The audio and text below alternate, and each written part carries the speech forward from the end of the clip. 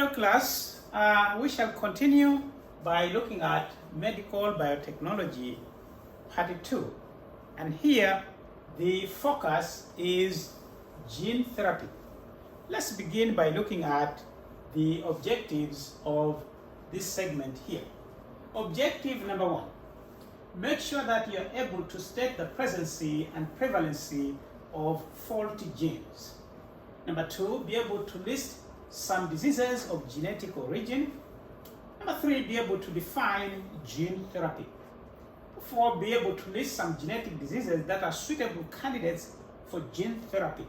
Number 5, be able to list the methods for delivering genes into faulty cells, and to be able to list the vectors for gene therapy.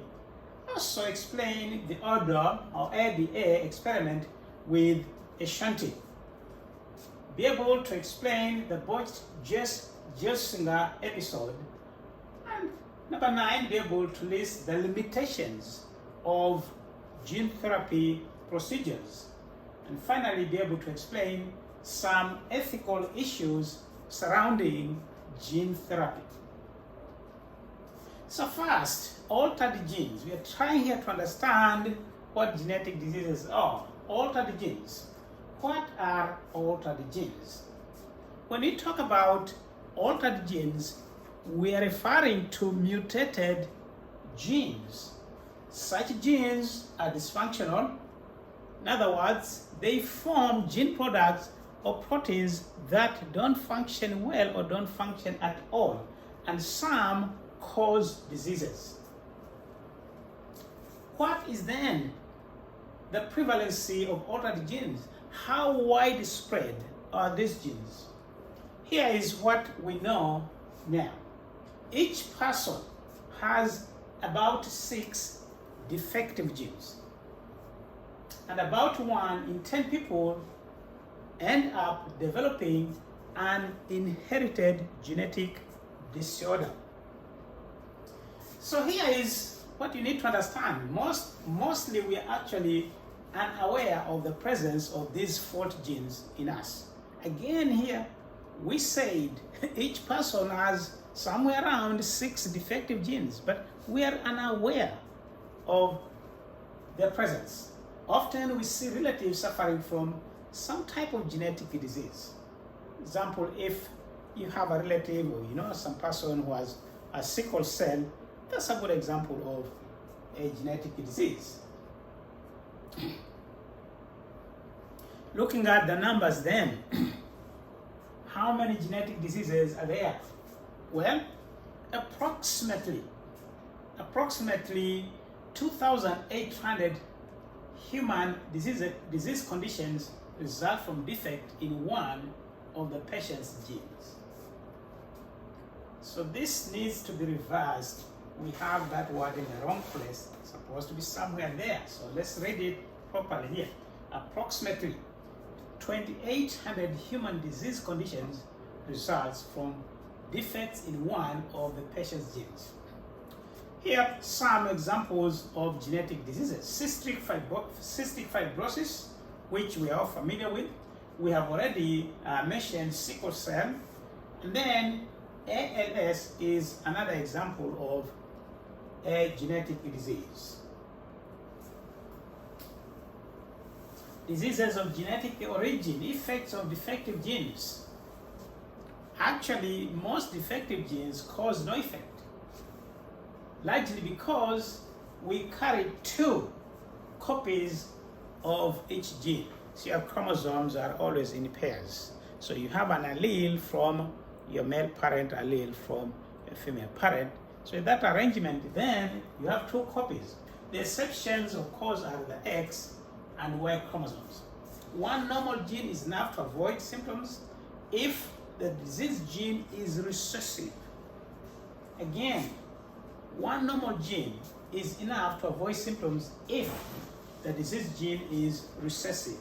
However, if the defective gene is dominant, one copy only will lead to symptoms. Let's look at X-linked disorders here and dominant defective genes. A good example of a dominant defective gene is Huntington's disease. So with this one copy is enough to lead to symptoms. Then X-linked genetic disorders like Duchenne's muscular dystrophy and hemophilia.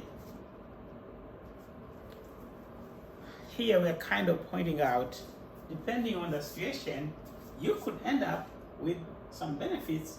Can one benefit from defective genes? Well, what we know about sickle cell is that those who are heterozygotes are protected from developing malaria, which is a killer disease killing thousands, potentially millions of people worldwide, especially in tropical countries, every year. Looking at gene therapy then, defining gene therapy, a set of procedures or protocols where the absent or defective or faulty gene is replaced with a working version of that gene. Again, when we talk about gene therapy, we are referring to a set of procedures or protocols where the faulty gene is replaced with a functional copy of that particular gene. What are then the candidates for gene therapy? What kind of genes can be subjected to this kind of protocols or procedures? Well, here we are looking at mainly disorders caused by the defects of a single gene. If you have a whole range of genes that are defective, it's technically very difficult or impossible to replace all those. But if the condition results from a single defective gene, then gene therapy procedures can be attempted.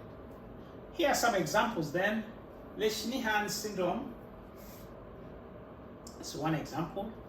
Phenylketonuria, or PKU, is another example of a genetic disease that is due to the defect in a single gene.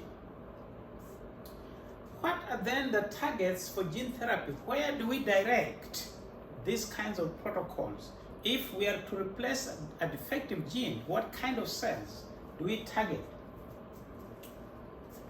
Somatic cells are the targets for gene therapy procedures. Now, in order to replace a defective gene with a new version of that gene, you need some delivery methods. You need some delivery methods so that you can deliver the functional gene to the target cells. So here we shift gears and look at some of the gene delivery methods for gene therapy. Number one method, direct introduction. This can be done through injection or some kind of nozzle sprays. You can also rely on vector-mediated delivery methods. Here, you put the DNA on a vector that carries it into the targeted cells. Liposome-mediated delivery methods. Here, the DNA containing the functional gene is packaged into microspheres or liposomes that are then introduced into the body.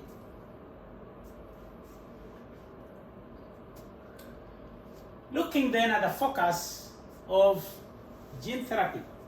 Number one, replacement of mutated genes. That is one focus of gene therapy protocols. A good example here, the gene P53 prevents cancer. If this gene is defective, then cancers appear. In fact, most cancers have defects in this particular gene. So replacing here defective P53 gene might trigger cancer cells to die.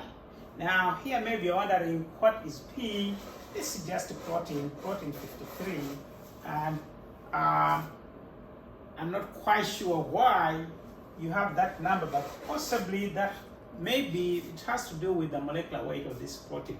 But anyway, P53 gene is needed for proper function of cells, and if you have defect in that particular gene, then cancers actually results. Now, the other focus then of gene therapy is fixing mutated genes. Here, we are looking at protocols and procedures where the mutated gene that caused the disease is somehow turned off. And then, number 3, making disease cells more visible to the immune system so that they can be attacked and destroyed. Virus vectors for gene therapy. Number 1, retroviruses. Retroviruses are RNA viruses. Now, by now, you already know that viruses that infect cells have the natural ability to put their genetic material into the cells they are infecting. So we can use these as vectors. We can just put the sequences of the normal gene on a retrovirus and then use that as a vector. They will create double-strand DNA of their RNA genomes, and this can code for the protein that is missing or is defective so that you can have a functional protein and alleviate the symptoms. Number 2, adenoviruses. A class of double-stranded DNA. Some of these cause common cold. Okay? Adenoviruses are double-stranded DNA viruses. Some of these cause common cold. Again, here the science is similar. You are using a virus which has the natural ability to put its genetic material into cells. So you package the normal gene into the virus and then allow the virus to deliver the DNA into the cells. Adeno-associated viruses, class of single-strand DNA viruses. These can insert their DNA at specific sites on chromosome number 19. Again, this can be used as vectors in herpes simplex virus, a class of double-stranded DNA virus that affects particular cell types.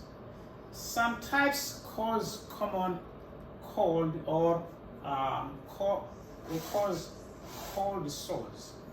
Again, in all these, just remember here, we are looking at viruses and harnessing their ability to introduce their DNA into cells.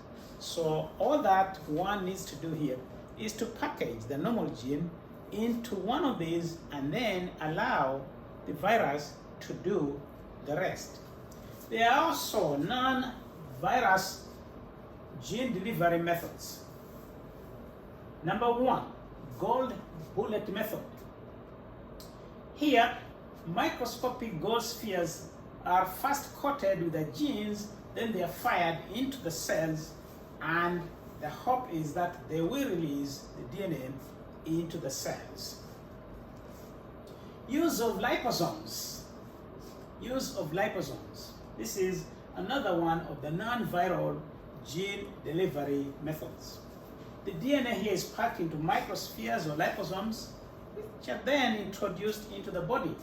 When these microspheres fuse with the cells, they allow their cargo or DNA here, and in this particular case, the normal gene sequences to be released into the cells. And finally, use of 14th artificial chromosome.